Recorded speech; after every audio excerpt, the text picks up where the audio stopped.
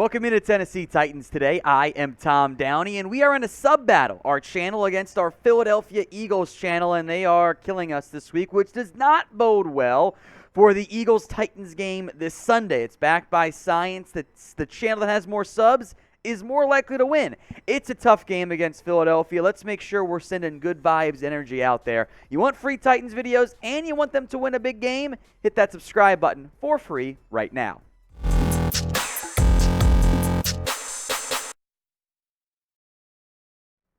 One of the better games in NFL Week 13, the Tennessee Titans on the road against the Philadelphia Eagles, two teams that almost assuredly will be playoff teams this year. Tennessee's going to run easily to the AFC South crown again. Philadelphia, meanwhile, might end up as the number one seed in the NFC. They are the heavy favorites from that standpoint. We'll break down this game beginning with some Titans injury news and notes. Now, I would wager that most of these players are going to be able to go. The two big names on there, I guess maybe a couple big names on there, but Jeffery Simmons stands out to me first and foremost. He did not participate on Wednesday, hoping that he's able to get a little bit healthier there. Elijah Molden also did not go again. Neither did Danico Autry. So those three names on the left, very much ones to monitor. Ben Jones, a full participant with a concussion. Good news there as he moves through the concussion protocol. Randy Bullock was a full participant with that right calf injury. Cody Hollister was limited with a neck. That's not the biggest thing. I'll make a verbal note here, too, of Ryan Tannehill, but he's got an ankle and he's been playing through it. So he's not 100%, but he's going to keep gutting it out there. The Eagles, meanwhile, you're not going to have Chauncey Gardner-Johnson, a lacerated kidney, which sounds incredibly painful. That's a big loss for them. Limited participants on Wednesday. Again, it's the Wednesday report we have right now. Zach Pascal, receiver, DeVonta Smith, and then linebacker Patrick Johnson. In general, if you're limited on Wednesday, it normally means you're going to be good to go. So Eagles are pretty healthy. On the bright side, Tennessee is getting healthier. There have been some long injury reports for that team so far this year.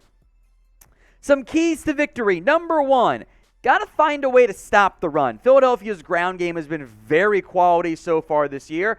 And Tennessee, when they've not stopped the run, have some issues. Now, they are 0-3 when allowing 100 or more rushing yards this year. Tennessee's run defense has actually been fantastic so far this year. They run a lot of light boxes. Their linebackers attack downhill. They've been really good. But this is one of the more challenging matchups this team will face all season long. The Eagles and that dual threat ground game of Jalen Hurts, Miles Sanders, etc., have actually ranked third in the NFL this year on the ground. So that's a key matchup. If Tennessee can limit the Eagles' ground game and force Hurts to win through the air, well, that's what teams want to do, even though the Eagles have been pretty good through the air this year because, hey, when you can do both, it's a little bit challenging. So who you got in this game? TEN, that's 10 for the Tennessee Titans. PHI for the Philadelphia Eagles. It is the pinned comment on today's video. So if the ad break comes here on YouTube, take advantage of it. Head down there. I assume type in TEN, but show me you doing it in the comments section at the pinned comment right now. More in depth on that 1-2 punch I mentioned. Jalen Hurts, 4.7 yards per carry, 597 yards on the season on the ground. And Miles Sanders, who told fantasy owners, don't draft me, is about to pass the 1,000-yard mark. So good job there for Miles Sanders. The Titans and Eagles are top three in terms of on the ground. Titans have the third best run defense. Eagles have the third best rushing offense. Two strengths matching up against each other. I'm very curious how this all fares. And how Tennessee deploys their, I'll call them the front four, the top four interior defensive line players. Obviously some edges play up front, but that's, different conversation here. Tahir Tart, Jeffery Simmons, and Nick Autry. Those are the big three you need out there up front. Simmons, Tart, and Autry, when they're in that more 3-4 front, tend to be the go-tos there. And I'm optimistic, hopeful that Tennessee's defense steps up. They've done a fantastic job this year of stepping up against the run, even with not that many heavy boxes. Hopefully that continues against Philadelphia. Today's edition of Tennessee Titans Today is brought to you by Fetch. It's super easy to use, and it's a free app that lets you earn rewards on anything you buy. You scan your physical receipt or sign up with your e-receipts, and you'll earn points for your purchases. Process takes only seconds. Make your purchases kind of pay you back a little bit there. You don't have to worry about where the receipt is from or what it's on, whatever. We're showing you how easy it is to use right now. All you do is open up the Fetch app, you press the orange camera button, and snap a photo of your receipt. Hit submit. You'll get some Fetty popping to show you've earned some reward points. It's a simple process. You also click the e-receipt function to get rewarded for your Amazon purchase, other things online by syncing your email account. Then you can redeem those points for gift cards, Amazon, Starbucks, or any of the hundreds of retailers and restaurants available. Fetch is available for free on the iPhone and Android app stores. Use our link, chatsports.com/FET. Fetch, enter promo code CHAT. When you sign up, you'll get 5,000 points for free. That's the equivalent of a $5 gift card. So you sign up for free at chatsports.com/Fetch. Use promo code CHAT, and you're going to get a free $5 gift card. Free app, by the way, and you can rack up points and get even more. Especially if you're like me and you got a kid at home, you're spending more and more at the grocery store and diapers and whatnot there. Links in the comments section and the description. It's chatsports.com/Fetch. Use promo code CHAT for the 5,000 bonus points, all for free. Let's get back to some keys to the game then. Number 2 is getting King Henry back on track. Titans' offensive line has been fairly banged up, but the last 2 games have not been the normal level of production that we've come to expect from Derrick Henry, at least on the ground. That very long passing, I'll call it almost touchdown. We won't count from that standpoint, but hey, he's getting the ball right. Derrick Henry, 125 yards on 45 carries.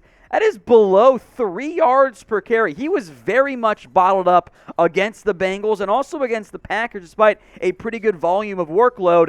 The efficiency needs to get going, and what's troubling is you can go back to the Broncos game too, and it wasn't that great of production. I blame the O-line injuries up front, but Tennessee is built to run the football. They got to run it better. Now, we'll see what happens on the offensive line. Obviously, I've made my piece about Dennis Daly and Nicholas Petit-Frere. If you've watched before, I'm not going to body him anymore. We'll see if Dylan Radin stays at left guard. I would hope Aaron Brewer goes back in. I think Dylan Radin's bad. I'm sorry. Ben Jones, in theory, should be back. We mentioned him earlier with the injury status, the concussion protocol, and all that stuff. He's kind of been the key to the offensive line. Without him, they struggle. And I think, by the way, center is one of the most underrated positions in the NFL. If you don't have a quality center, that swing, that pivot position, it can be a little bit dicey up front. Now, the Eagles' run defense has not been that good. That's why they threw money at Linval Joseph and then Ndamukong Suh in back-to-back days, basically. They allow over 120 yards on the ground from a volume efficiency perspective. It's actually even worse efficiency-wise because they're often winning games. Teams got to throw it. If you commit to the run, you can have success running the ball up the middle outside against Philadelphia. Key to the game, number 3, got to play better in the fourth quarter. There have been some close calls for Tennessee, especially as of late, and that isn't really a great thing, but you need more here. The Titans have the worst first down rate during the fourth quarter in the NFL at 17%. Those of you not mathematically inclined, that's bad. You got to do a little bit better there. And with a run-first team, you're not always going to blow them out in the same way if you have an explosive passing, which is fine, but you got to finish off games in the fourth quarter when your ground game should honestly be at its best because the opposing defense is wore down and tired, right? Think of all the games here that have been blown, almost blown, collapsed, with Ryan Tannehill specifically. Obviously, I'm not going to count all those Malik Willis games. Think about the Chiefs game because that feels like cheating. But you blew one against the Giants, a game you should have had. You had some issues against the Raiders. You held on and won that game. The Commanders you held on and won. Then you don't come up against the Bengals in a game you probably should have won. Those games hurt you. You go 2-2 in those close games. Chiefs game 2. Got to finish off those games in the fourth quarter because this is basically a playoff game, right? That's what this is. You're playing a playoff caliber team. It's going to be tougher to win. I know they've been better as of late, but the history of this team, even dating back the past couple years, has been, they're in the mix and they can't quite close it out. You need to close it out against Philly. Otherwise, you're going to be disappointed once again on Sunday. So are you concerned about the Titans' fourth quarter woes? Y for yes, N for no. Sound off for me right now in the comment section. Key to the game, number 4. How about we keep Treylon Burks going? We're going to talk about A.J. Brown in a second, I promise you. Burks has gotten hot for Tennessee since he came back from injury, and that's a big deal. 70-plus receiving yards in back-to-back games. He's showing the potential that made him the first-round pick and the A.J. Brown replacement for Tennessee. In fact, Burks is on the verge, despite missing a bunch of time this year, of being this team's leading receiver in both yards and catches, and hopefully at some point soon touchdowns as well. Hey, you know what's interesting to look at? How about what A.J. Brown has done the past 2 games compared against Treylon Burks? More catches, more yards. The average favors Treylon Burks. The yards per game favors Burks. I'm just saying, small sample size, I know. But Burks has been outplaying A.J. Brown as of late, who's had some dropsies in the past couple games too. In terms of the passing offense, you got to keep featuring Treylon Burks. Get him the football. He's good after the catch. He's a very talented football player. He's too important to your aerial attack to not be, I think, week in, week out, at least your leading targeted receiver. Get him the ball. Good things tend to happen. All right, before we go, predict the score for me of Titans against the Eagles. Head down there and drop your score predictions in the comments section.